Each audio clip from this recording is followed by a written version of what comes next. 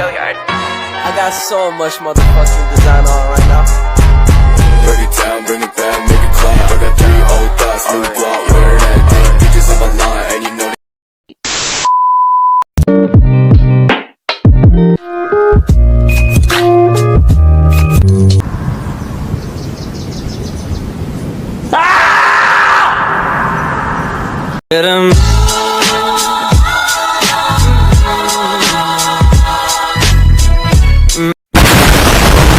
Warahmatullahi wabarakatuh.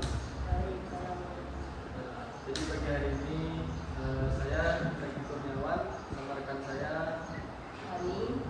Jadi kami akan sedikit menyampaikan mengulas materi tentang kurikulum 2013 dan kurikulum merdeka.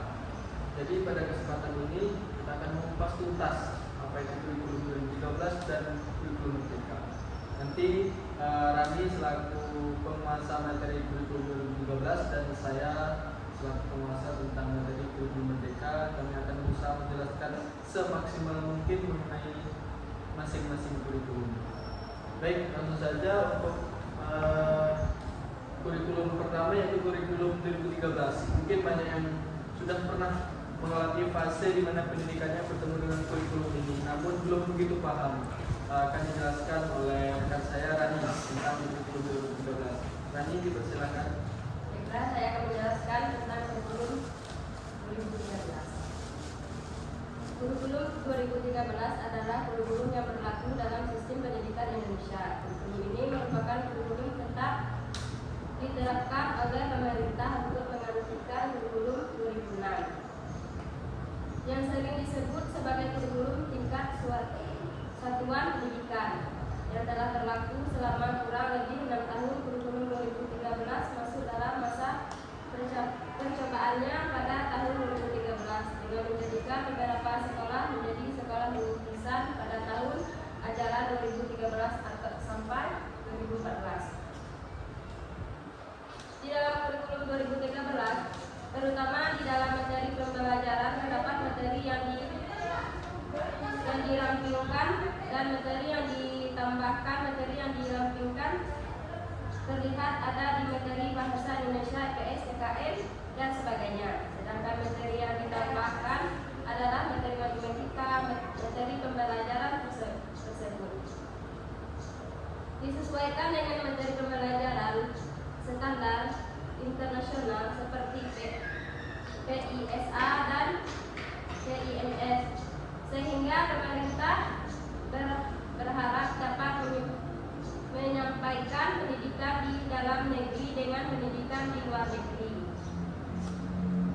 Berdasarkan peraturan materi pendidikan dan kebudayaan Aries Baswedan, Jadi Menteri yang menguasai pada saat itu pada saat kurikulum 2017 itu Bapak Anies Baswedan, itu nomor 60 tahun 2014. Baik, lanjutkan.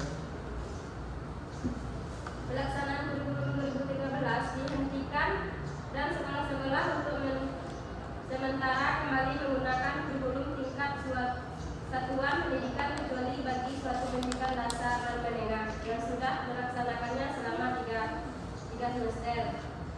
Satuan pendidikan usia dini dan satuan pendidikan khusus penghentian tersebut bersifat sementara, paling lama sampai tahun pelajaran 2019 sampai 2020. Baik, terima kasih Rani sudah menjelaskan tentang materi kurikulum 2013. Selanjutnya yaitu kurikulum merdeka yang akan saya ambil alih. Nah, jadi dalam kurikulum merdeka tersebut itu kurikulum dengan pembelajaran ekstrakurikuler yang beragam, di mana dalam visi misi kurikulum merdeka tersebut itu menuntut agar semua peserta didik maupun pendidik itu memiliki intelektual yang tinggi dan kreativitas yang bisa membangun serta bisa menentukan kebutuhan minat dari peserta didik agar lebih bisa menguatkan dirinya dalam mencapai tujuan yang maksimal, terutama tentang profil pelajar mengenai Pancasila. Kenapa Pancasila begitu ditekankan pada kurikulum merdeka? Karena menurut saya kurikulum merdeka ini menentukan bagaimana perkembangan dan kemajuan dari anak-anak bangsa tentang tingginya nilai silais atau kepancasilaan akan membela tanah air ini. Kemudian inti dari kurikulum Merdeka ini yaitu dikonsep agar siswa dapat mendalami serta bisa menentukan minat dan bakatnya masing-masing. Misalnya, jika ada 2 anak dalam satu keluarga, itu kan memiliki minat dan bakat tentunya berbeda-beda. Misal si A memiliki bakat dan minatnya di bola, mungkin si B di voli. Nah, dari kedua anak ini harus diperlukan yang namanya penentuan minat dan bakatnya masing-masing. Jadi tidak harus tertekan dituntut oleh orang tua atau saudara supaya mereka sama-sama harus bisa main bola, sementara yang satu tidak hobi main bola, hobinya main voli, begitu. Nah, kemudian penerapan kurikulum Merdeka ini terbuka untuk semua, mulai dari TK, SD, SMP, SMA, bahkan perguruan tinggi yang saat ini kita rasakan. Itu merupakan program dari Menteri Pendidikan Bapak Nadiem Makarim yang terkenal dengan inovasi yang begitu tinggi sehingga menuntut agar pendidikan Indonesia ini benar-benar merdeka akan kebutuhan anak muda, kebutuhan bangsa akan lebih baik tentunya. Kemudian karakter utama dari kurikulum Merdeka ini seperti apa? Yaitu untuk mendukung pemulihan pembelajaran supaya berbasis proyek yang mengembang soft skill dan karakter sesuai pelajar Pancasila, begitu. Jadi setiap orang memiliki yang namanya soft skills, hard skill. Namun pada kurikulum Merdeka ini harus dituntut supaya mengembangkan yang namanya soft skill, begitu. Nah, kemudian dalam semua kurikulum itu menurut saya baik, namun dalam setiap kurikulum juga memiliki kekurangan dan kelebihan. Jadi di fase di babak yang selanjutnya kami akan mengajukan beberapa pertanyaan dalam bicara, baik ke rekan saya Rani maupun Rani akan bertanya kepada saya mengenai kelebihan dan kekurangan masing-masing kurikulum. Oke Rani, jadi saya ingin bertanya tentang kurikulum 2013. Apa sih itu kelebihan dari kurikulum 2013 yang bisa diunggulkan? Tolong Anda paparkan sedikit supaya yang lain juga bisa memahami apa itu kelebihan. Baiklah, kelebihan dari kurikulum 13 yaitu pertama, lebih menekankan kepada pendidikan karakter. Yang kedua, memungkinkan siswa lebih aktif, inovatif dan kreatif.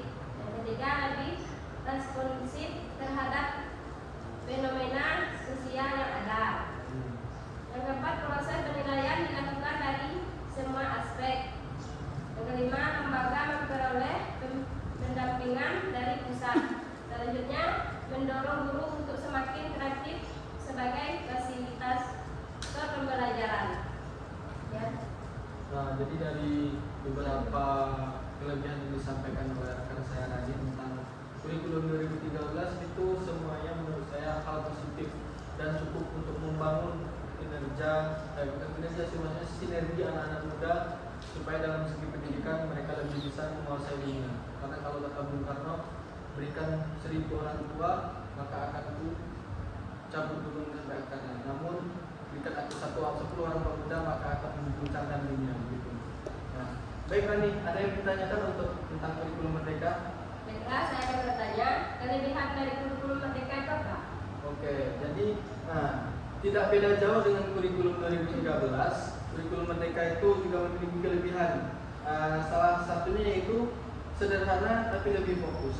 Kenapa? Karena kurikulum Merdeka ini tidak banyak menuntut peserta didik untuk belajar ini, belajar itu. Namun mereka hanya dituntut untuk supaya lebih aktif, lebih kreatif dalam mengembangkan minat dan bakatnya. Kemudian ada lebih merdeka. Maksud lebih merdeka, semua pelajar, semua peserta didik harus merdeka untuk menentukan pilihannya masing-masing dalam belajar. Misalnya, seorang peserta didik ingin mengetahui tentang yang tidak diajarkan di pendidikan informal, seperti kalau kita ingin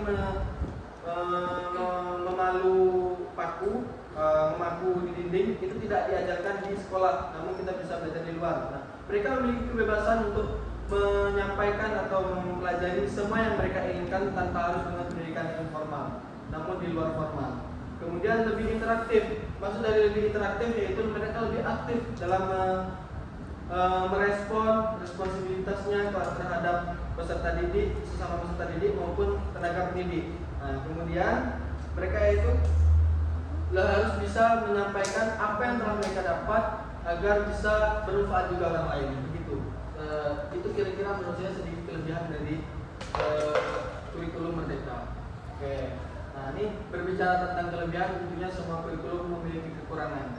Jadi kalau dari kurikulum 2013 sendiri adakah kekurangannya, Rani? Tolong dijelaskan sedikit. Baiklah. Kekurangan kurikulum 13 yaitu guru tidak dilibatkan dalam pembuatan kurikulum 2013. Banyak sekolah yang masih menerapkan KBM konvensional. Tentunya banyaknya guru yang belum memiliki kesiapan mental. Guru banyak salah paham sehingga kurang memberikan pembelajaran. Dalam menyusun SPP, guru kurang kreatif. Materi yang wajib dikuasai oleh siswa terlalu banyak dan sekolah kurang mandiri di dalam menyiapkan kurikulum yang ada. Nah, jadi dari beberapa kekurangan itu merupakan hal wajar menurut saya, karena dalam setiap langkah-langkah yang diambil tentunya memiliki resiko yang cukup tinggi. Jadi dari timbulnya resiko tersebut akan muncullah suatu kekurangan dari masing-masing kebijakan yang telah diambil. Maka dari itu kan, sekarang kita akan dari semua kekurangan tadi bisa kita simpulkan tentang kurikulum 2013 memiliki visi dan misi yang begitu baik untuk kemajuan anak muda, mungkin dan juga orang tua, karena ilmu tidak ada batasnya, baik dari orang kecil, orang dewasa, anak muda, orang tua, semuanya bebas untuk kembali menuntut ilmu tentang semua yang apa ia ingin ketahui. Lalu Rani, adakah sedikit pertanyaan ke saya tentang kekurangan dari kurikulum Merdeka? Boleh ditanyakan?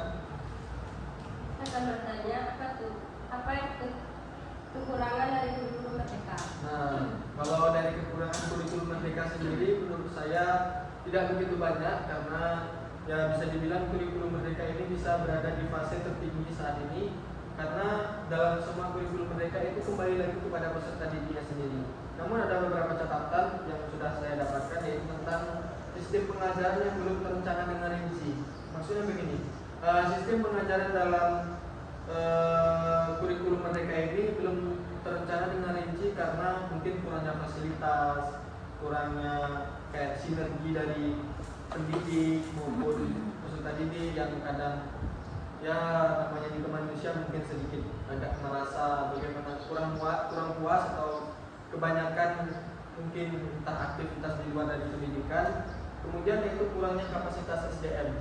Jadi yang sama-sama kita ketahui sekarang, begitu banyak lulusan perguruan tinggi ataupun baik itu swasta maupun negeri yang ingin menjadi guru, mengikuti tes ASN, P3K dan semuanya itu merupakan sumber SDM di Indonesia. Namun minimnya kuota penerimaan tersebut yang menjadikan kenapa pada saat kurikulum Merdeka ini bisa menjadi kurang atau kapasitas SDM kita kurang karena minimnya kuota penerimaan dari SDM ini, yang mungkin bisa dibilang kurang support pemerintah lah, ataupun ada support pemerintah namun kapasitasnya yang begitu dibatasi, sehingga ya harus saling bersaing lah, maupun itu satu kamar satu rumah harus bersaing saat penentuan kapasitas ini.